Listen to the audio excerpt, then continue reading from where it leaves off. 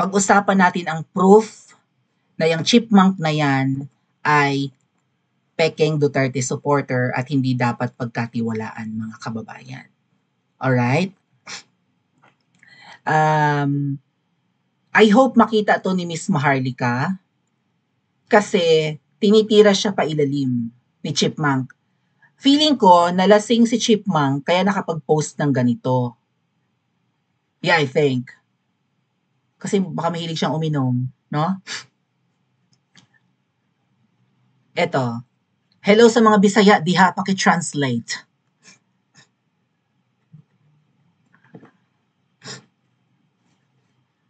This was during the last day of August. So, 2 days ago pa lang. Ang sabi ni Chipmunk, kanang sultihan gani ka nga pwede mangayo sa mga senador nga mobisita para mangwarta, lain lagi ka madam. Lain or lain? Lain lagi ka madam sunglasses. Ay, kuyaw pod ka mo advice, no?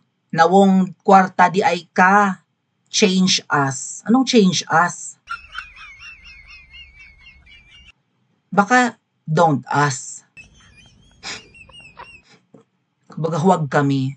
Ang pagkakaintindi ko dito mga kababayan, again, basahin ko ha, kanang sultihan gani ka nga pwede mangayo sa mga senador nga mobisita para mangwarta, lain lagi ka madam sunglasses. Ay, kuyaw pod ka mo advice, no? Nawong kwarta di ay ka.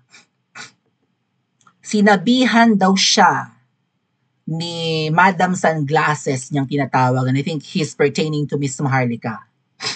Sinabihan daw siya na pwedeng humingi sa mga senador na bumibisita doon sa dahig. Ito yung pag-interpretation ko. Paki-comment kung mali ako.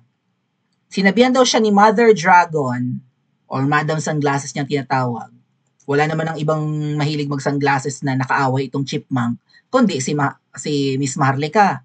Sinabihan daw siya na pwedeng humingi ng pera sa mga senador.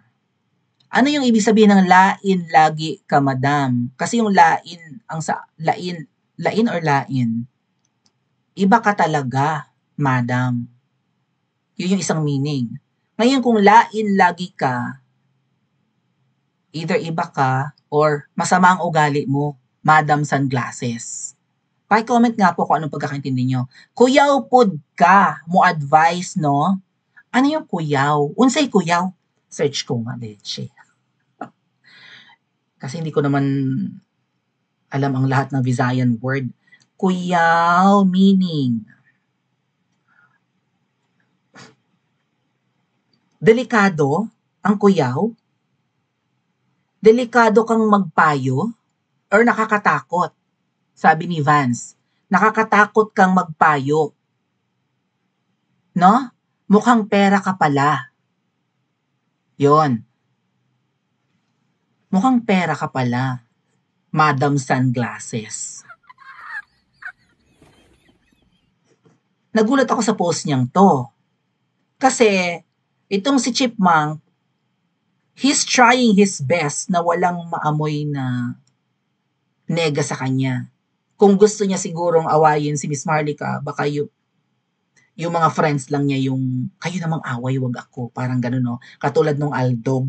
Yun yung talagang kita na masama ang ugali sa mga post. Si Chipmunk, malinis ang kanyang Facebook page. Walang mga post ng nega, puro about love and lying love and support. May mga kaik-ikan pa na hanggang sa dulo. Tay, laban. Laban lang hanggang sa dulo. Relax lang, tay. Ang lahat ay may hangganan. There will be a time of reckoning. Parang ano lang, puro kadramahan, ano?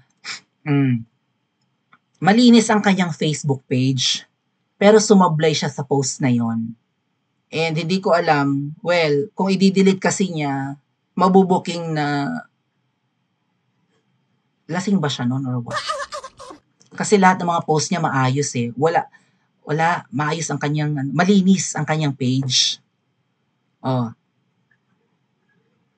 Sa mga live niya, minsan nadudulas, nagmumute pa yan, di ba? Kapag nasa Duterte Street, tapos may mga masiselang mo pag-uusapan, nagmumute yan. Para hindi malaman, walang sisingaw na baho. Pero nagkamali siya doon sa isang yun, or hindi siya nag-delete. Puro kasipsipan ang post ito, malinis ang page. Sumablay siya doon. Ano ang ibig sabihin, mga kababayan? Naniniwala kayo na si Mother Dragon ay inutusan siya na humingi sa mga senador? Kasi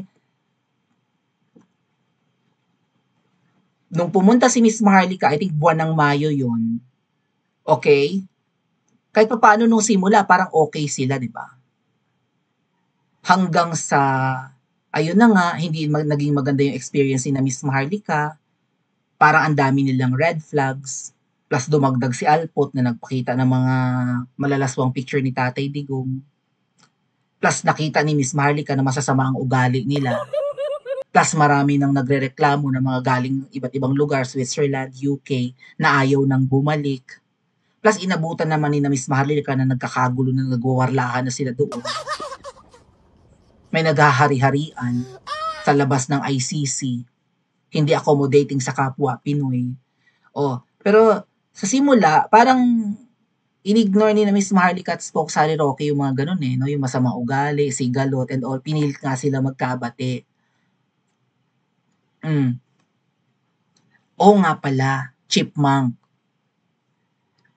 Totoo ba, nagtatanong lang totoo ba na kasi kung puro ka kasinungalingan iba kasi ang laban niya Ang ganun lang, diba? Tsaka gas-gas mga atat kuya. Bukang bibig niya yung kanyang unwavering love and support for PRRD. Naku, makailang beses ko nang naririnig sa bibig niya yan na parang wala na siyang masabing matino. Plus yung interview pa niya kay Kaufman na parang scripted. Naghihinala nga ang team Alindog, di ba? Kung ikaw ay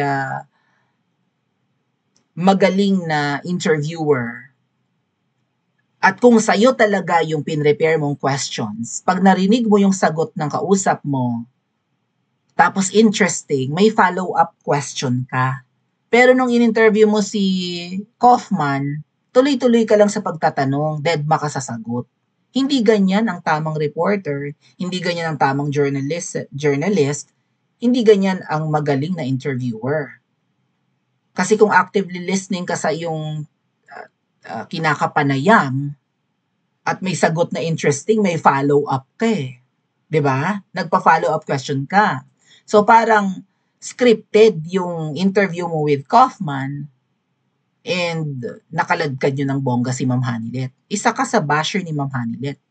Ayaw nga pumunta ni Ma'am Hanilet dyan sa Duterte Street Alam mo Ma'am Hanilet, feeling ko nandyan ka naman sa dahig. At nandyan naman si Kitty. Kung nandyan ka, pumunta ka.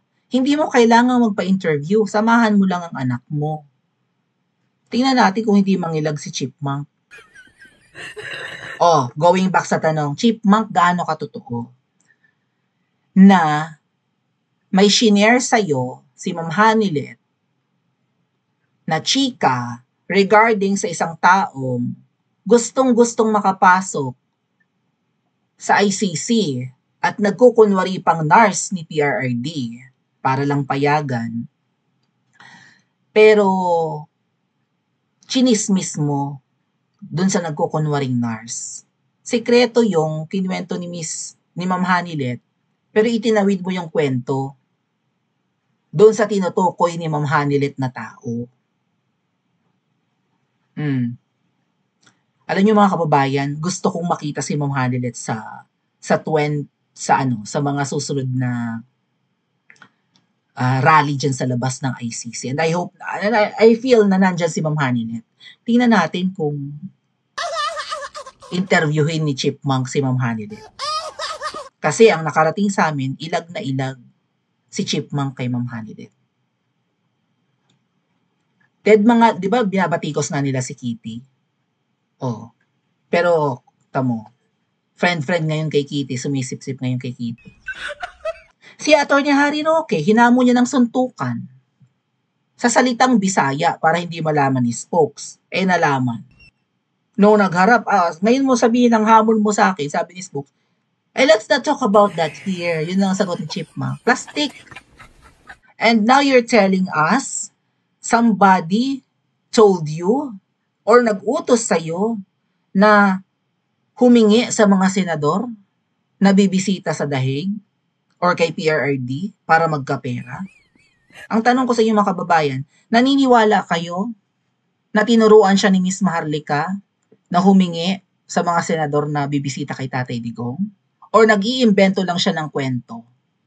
Lasing kaya siya nung nag-post na yan? Nung nag-post siya niyan? Or what? Kasi pinipigil niya na walang pula sa kanyang page. Iniiwasan niya na may pula. Ayun, hindi niya nabubura pa hanggang ngayon. Available pa. Lasing lang ba siya? Or sinisiraan niya si Mother Dragon talaga? Pa-comment po sa comment section at mag-like and subscribe din po kayo.